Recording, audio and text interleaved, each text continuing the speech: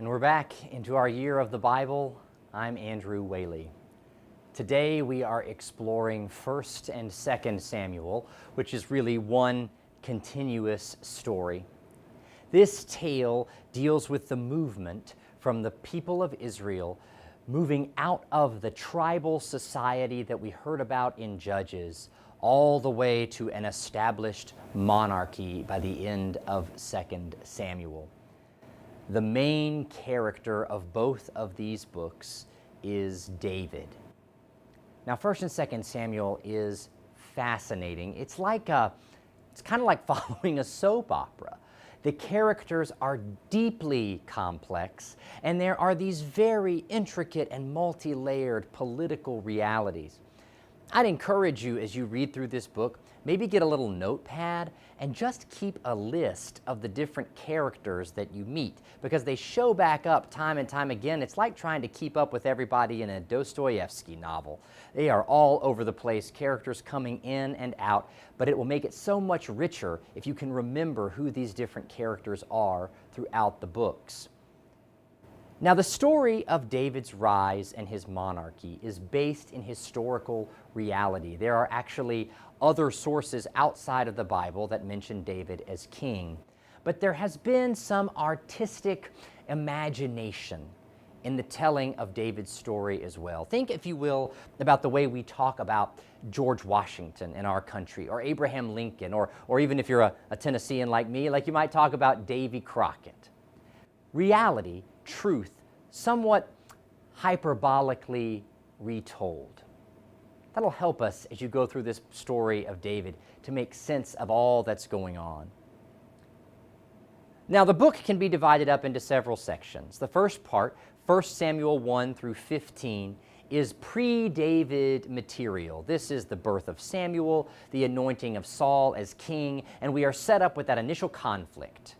Should the people have a king like other nations, or should God alone be their king? This will be forever Israel's great question. We then move in 1 Samuel 16 to the introduction of David, and the rise of David continues to 2 Samuel 5. We might call this part the trustful truth of the tribe, as scholar Walter Brueggemann does.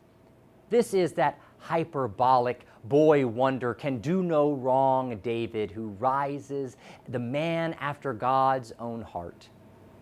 It's amazing how David's rise comes about, and you do sense his deep love of God. But also pay attention to David's alliances, to his marriages that give him power over certain regions, and even a legitimate claim on the throne of Saul. Listen to his descriptions as a powerful warrior and his gathering of power and influence. Also, be a little skeptical how all of David's opponents conveniently die while David is always far away. Who knows? The truth is somewhere in the midst of it all. But we have this trustful truth of the tribe, David, their hero, David, their great faithful leader. We then move in 2 Samuel chapter 5 all the way to chapter 8, which is the establishment of David as king of the United Kingdom. Perhaps one of the most important scriptures in the whole Bible is here. It is 2 Samuel 7, 1 through 17. It is the establishment of David's line with an eternal mandate to hold the throne of Israel. This is unconditional grace of God. David's line is to hold the kingdom no matter what happens to them. It also will become, some centuries later, the taproot for messianic thought that one from the line of David will come to reestablish the Davidic kingdom. Here we find what Walter Brueggemann calls the trustful truth of the state. This is a story that, while based in truth, also has that kind of powerful propaganda piece to it as well. And that trustful truth of the state continues in the last section of 2 Samuel, chapters 9 through 20. Here we hear about a God who is far away. We don't hear about God much here. Instead, we learn about the succession. David's getting older. who's going to follow him. But then there is this key story of David's murder of Uriah after his affair with Uriah's wife, Bathsheba. David murders Uriah, he covers it up. Here we have what Walter Brueggemann calls the painful truth of the man. We'll also see it when David's son Absalom dies and the overt lamentations that he makes over his son. Hard to believe that one's political theater.